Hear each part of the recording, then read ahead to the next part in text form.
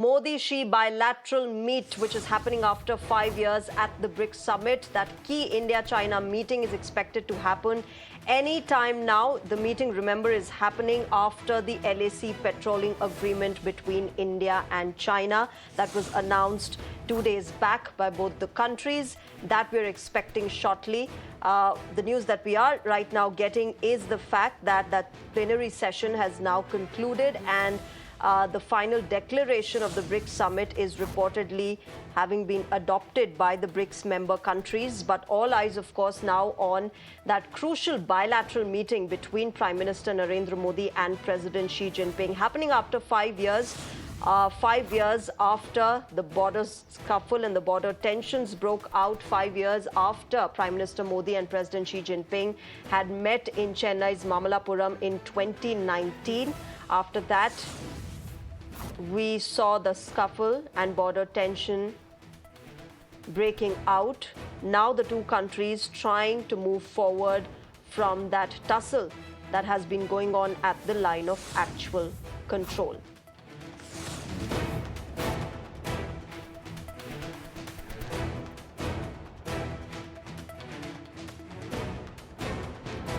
All right, to talk more on this, I'm joined by Pathikrit Payne, geopolitical analyst on Mirror Now. Pathikrit, good evening, namaskar. Crucial bilateral meeting, Pathikrit, we are expecting anytime soon now as you and I speak. But, in terms of the talking points, what do you expect the two leaders to talk? This is happening after 5 years. There is lots to talk about. As per you, what would be the major talking points between Prime Minister Modi and President Jinping? Well, thank you. I think it's a historic occasion. After 5 years, in spite of so many challenges, both countries have decided to resume the head of state level dialogue. I think they would generally be talking about the global geopolitical situation, because of which also perhaps both the countries have been compelled to take this strategic position, and they've decided to de-escalate the situation. It doesn't mean that things have become absolutely hunky-dory. Tensions do remain, and that's why I believe that de-escalation will not lead to demobilization or de-induction of armed forces. The deployment will remain as it is over there from both sides. But given the kind of situation that you have globally today, where we witness multilateral institutions are not functioning as per the charter that they were supposed to function, taking care of everybody. There are issues related to challenges concerning sanctions that are being unilaterally imposed, which are creating major problems. There are supply chain issues that are coming up every now and then. There are conflicts that are going on in the Eastern theater, Eastern European theater, as well as in Middle East, which may have devastating consequences eventually. There's a strong potential of the conflict in the Eastern European theater or in Middle East going completely out of control and taking the shape of a regional conflict. So I think these things will be discussed, and I think it will also be discussed but that for both the countries, there are areas of convergence, there are areas of divergence, and as well as there are areas of status quo. So I think the status quo would be maintained, but areas of convergence where both the countries will try to work together. However, it does not mean that India would roll out a red carpet for all kinds of Chinese investments in India. The restrictions in the critical infrastructure where Chinese investments are not welcome or entertained anymore. I think those restrictions will remain. There are other areas of areas of status quo that will be perhaps we discussed, but I think it's important, and I think this is a template that both these countries have shown that it is not necessary that every dispute will take the shape of a conflict. Both the countries have shown enough maturity and resilience to ensure that while the head of the states were not talking, military level and diplomatic level communication continued, and they have tried their best in the given situation to ensure that there is a certain level of de-escalation. As I mentioned, the man-for-man deployment from both sides will continue, but this is a template which many of the Western countries, perhaps in spite of claiming that they know best what is good for the rest, have not been able to do in many other parts of the world. I think these two countries have shown that it is possible for major powerhouses to take a step back and at least bring a thaw in conflict situation or disputes, in spite of both the countries having their own views on situation or perception of situation, which may not necessarily all the time converge. I think both the countries are interested in ensuring that BRICS get institutionalized. It is important for BRICS to come out with a secretariat. There is major expectation that the world today has from BRICS coming up as an alternate mechanism which can work for the betterment of the world. The Chinese may ask for more leeway in investments. I think the Indians would have their own concerns, which will be addressed. But overall, I think it's a positive step.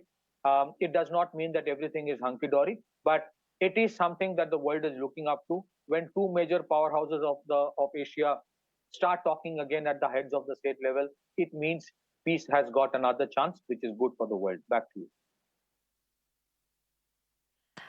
Pathikrit, let's go on this one by one. Let's talk about the LAC first and the kind of agreement that India and China have had. A while back we had Ambassador Prabhu Dayal on Mirror Now, and he said that the difference in wording, we are calling it agreement and they are calling it resolution, and they've actually called upon India to fully implement the resolution that has been decided between the two countries. He said that this is only a wording difference. As opposed to what I thought that perhaps this could be how China views it, and how we cannot trust China fully in this case until and unless it actually implements the entire agreement. Do you resonate with that? Can we trust China in this entire border tussle and the subsequent agreement that we've had with them? Well, Shreya, you're absolutely right. Distrust cannot be replaced by absolute trust in a short span of time.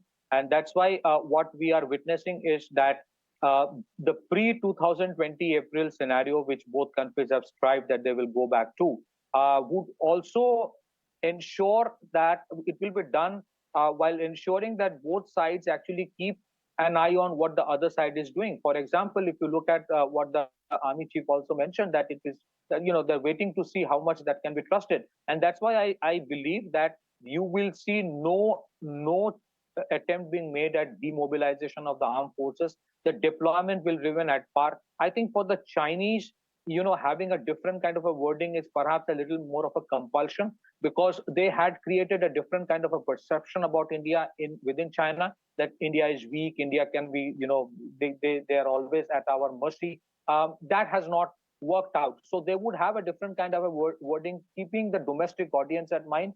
But at the same time, the Chinese in the last 4 years, they have realized that it is not possible for them to push at a borders issue to that extent that they can continue with their salami slicing as they do with many of the Southeast Asian countries. And that's why one of the reason why you see this kind of de-escalation happening or disengagement to a certain extent is because Chinese have realized that Indians do have the capacity to take the conflict to a different level, which many of the other Southeast Asian or other neighbors of China do not have. So I think military modernization did play a role. Coming back to the core issue, no one is saying that you can 100% trust China. It is just both the sides have decided to take one step backward. We also must remember that it is an unresolved border. There are differences of perception. It's just that both sides have agreed perhaps that pre-2020 April, when both sides used to go to the extreme of their perception of what the border is, that kind of patrolling will start.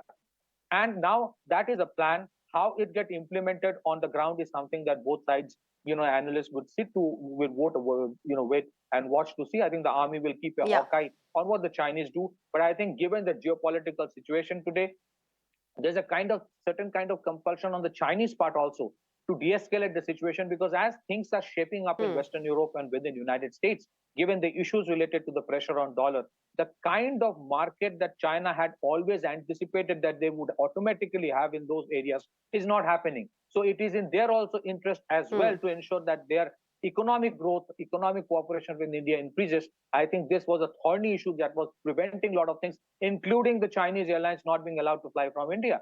So I think, yes, there will be a certain amount of improvement in relationship, but 100% trust, nobody is expecting. That's why man-for-man deployment, machine deployment, border infrastructure development, or military modernization of India.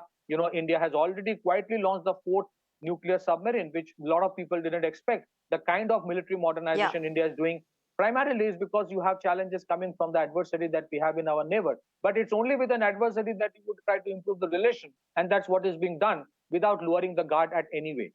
Back to you. Yeah.